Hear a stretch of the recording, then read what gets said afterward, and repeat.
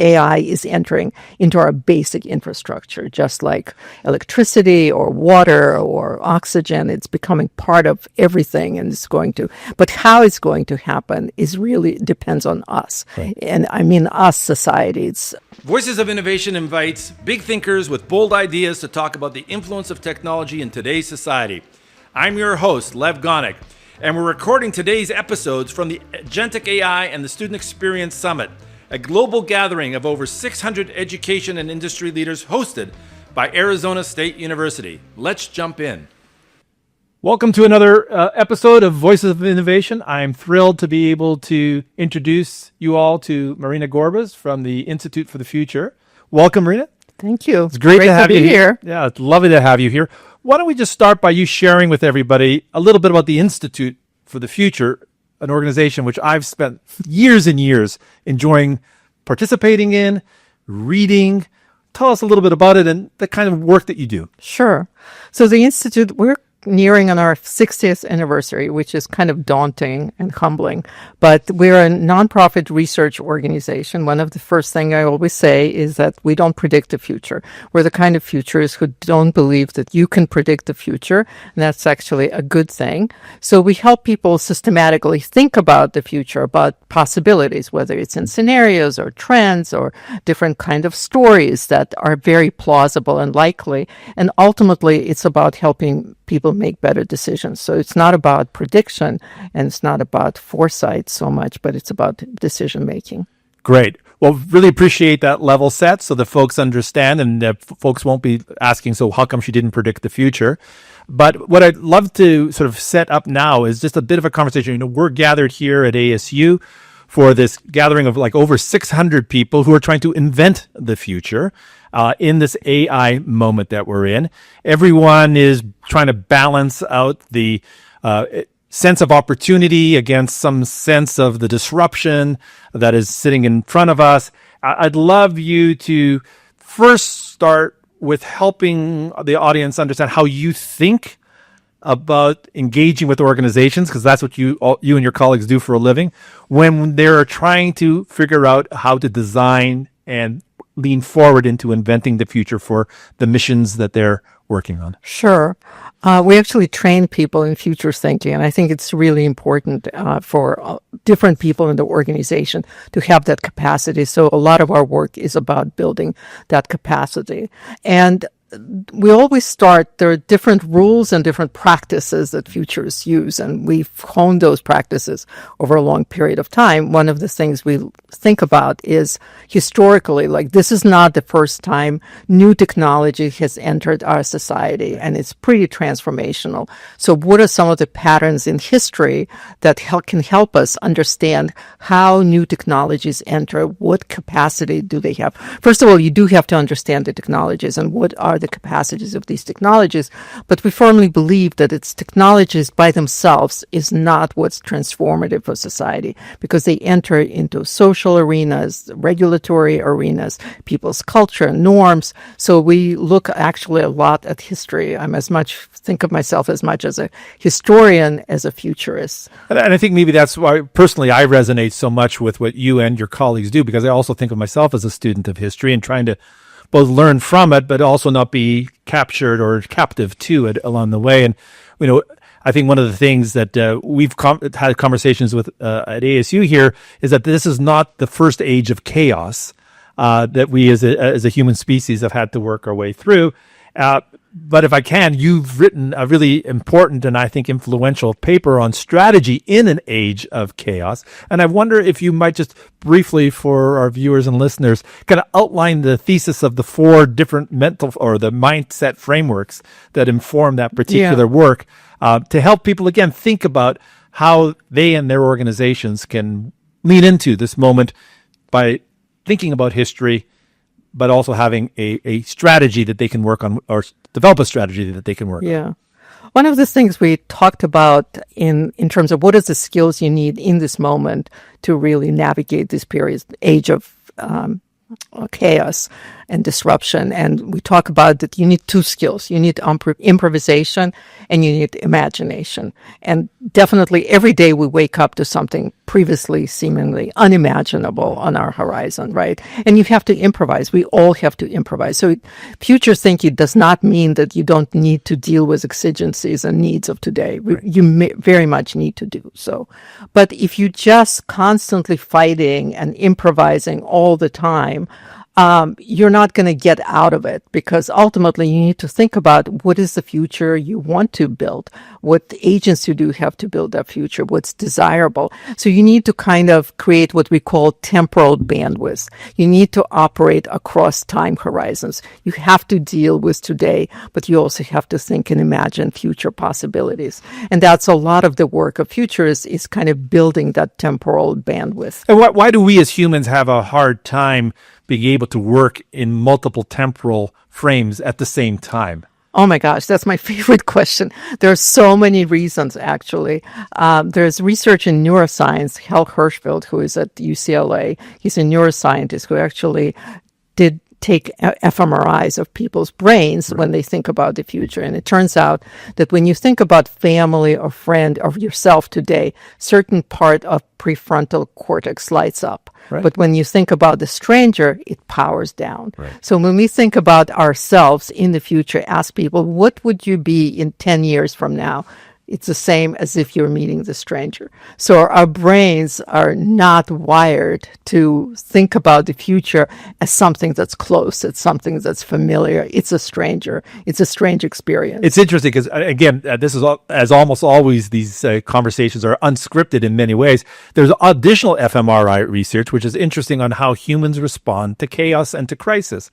And in fact, the same frontal cortex is actually begin to shut down because that's built into our core wiring as a survival strategy through human history along the way. And that actually when people respond to opportunity, when people see the art of the possible, then all of a sudden the synapses begin to fire again, as opposed to being on defense all the time. And that's a kind of interesting when you overlay that to what you were just saying about short-term and long-term, dealing with family versus the stranger. Yeah, that's one reason. I think the other reason is what we call sort of forbidden futures, which is a lot of times organizations, there are certain things you're not allowed to talk about, or they're not something you want to discuss. So you kind of tend to disregard that. We have a great example, Paul Barron, who was a developer of packet switching technology, foundational technology of the internet, and co-founder of the Institute. He went to AT&T and he had like 30 different things in 1971 that he forecast that you could do on what was at ARPANET, but evolved into internet. Right. And they basically laughed him out of the office because they didn't think it was possible. It was things like reading books. It was things like doing instruction online, all kinds of things. Yeah. So there's this forbidden futures phenomena. And I think the other thing is that I think it's hard to imagine possibilities for people. There's not enough spaces in our organization to engage in that kind of imaginative thinking. ASU's been part of a collection of other universities and people in sort of the space around education and the art of the possible who've actually started a project called the 100-Year Project. Great. To try to push further this idea that we're not well trained and don't have much experience in thinking beyond the near and mid-range. And by 100 years in our context, we mean 50 years looking backwards, historical value, 50 years looking forward. And I have to say, everything that you've shared resonates because it is extremely difficult for us to even see, into that 5 to 25 year horizon. And most of us aren't the Paul Barrons of the world who actually have, it's just an unbelievable imagination, curiosity to be able to imagine those scenarios. Yeah. And I think one of the reasons that it's difficult is because to really do a good forecast, you have to bring people who are maybe looking at the same domain, but from very, very different perspectives. So Paul, he deeply understood technology, but we need to bring historians and we need to bring anthropologists who understand how people actually using these technologies, early adopters. You need to probably bring people who are demographers. So a lot of and that's what you and the Institute do. I mean, again, I've been in some of those workshops, and they're really fun. And they're fun because of the eclectic and diverse set of basically insights and intellectual and experiences that people bring to it. Let me switch topics just a little bit to talk a bit more about the sort of the AI moment that we're in, and maybe just ask you to help the audience here understand sort of how you and your colleagues think about AI as a social and or public good, because I think that there is a series of there's a series of different narratives that are out there right now about AI. AI as a destination, AI as obviously a disruption to the challenges of efficiency and productivity. But the piece that interests me, and I think interests most of the people who are here, is really understanding how AI should and could be viewed as a social and public good, and how that can contribute to better educational outcomes and student success. So I'd very much like to hear how you think and you and your colleagues frame that piece of the problem. It's interesting. We just had a workshop called Public Option for AI. So what would it look like if we developed AI as a public infrastructure? It's clearly AI is entering into our basic infrastructure, just like electricity or water or oxygen. It's becoming part of everything, and it's going to. But how it's going to happen is really depends on us. Right. And I mean us, society. It's how do we regulate, who funds this? Right now, most of the AI funding is coming from private organizations, and it has its positive, but it has a very different set of incentives as opposed to early ARPANET was actually funded by the government. Most of the technologies we're living on right now were a result of government investment with these grand visions of connecting everybody. Later they became privatized, but it's the same technologies today that power Wikipedia and power Twitter, and the outcomes are very, very different. So it's not so much technologies do come with certain capabilities, and unique capabilities of today's LLMs is that they seem like humans. Right. They interact in human language and human expression, right? And that's very disruptive.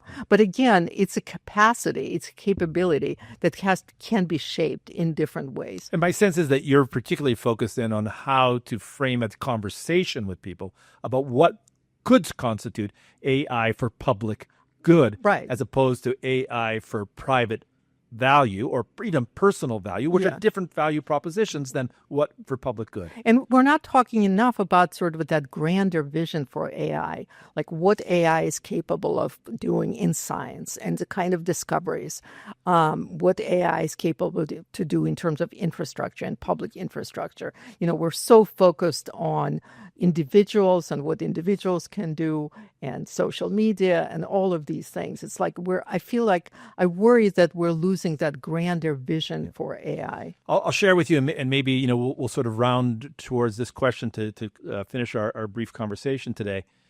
There are 650 people here who are part of, I think, a community of practice who want to help with that grander vision by focusing their energies, talents, and insights on how we can help leverage AI, shape AI for student success and the student experience as really something that is of public value and important that we be intentional about how we think about the future of education as one of the central national purposes of any society, any government, any society.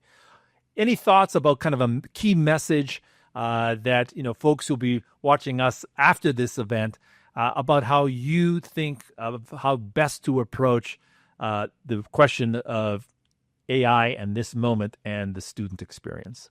Yeah, I feel like, first of all, we're all in this period of experimentation, and nobody there's so many narratives out there. AI is going to eat jobs. AI is going to create new jobs. AI is going to improve the economy. No, AI is going to disrupt the economy. Actually, nobody knows. Right.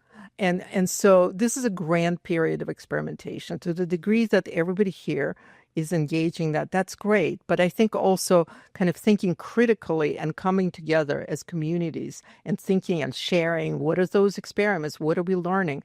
And then I do believe supporting public investments in this infrastructure, and to the degree that you do not have to rely on just private infrastructure for AI.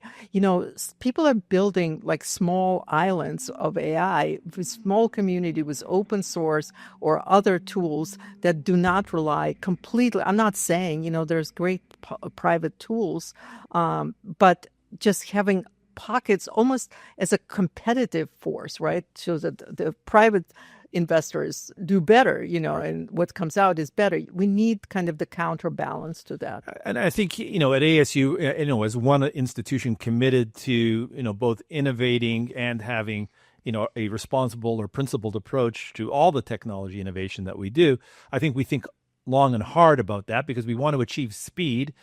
So achieving speed at this point means probably finding some way to work with some of those fantastic private players who are in the marketplace. But we're also built to last. In other words, we are not going to take those risks that drive the incentives of the private marketplace without having a parallel strategy of ways in which we can help shape public investment, help shape the experience of our students, help others, who, again, comes with all kinds of different backgrounds into a conversation about where is the space for public leadership in this work. And I'd love you to maybe just as a very last piece here, if we were going to imagine us having a conversation when we follow up a year from now and we have our second gathering around, agentic AI and the student experience, in that short run, what are some of the most important, if you will, sort of important milestones that we need to be mindful of? I'm not asking for any future predictions because that's not what you do. But what are some of the most important telltale futurist insights that are important in this next year or year and a half?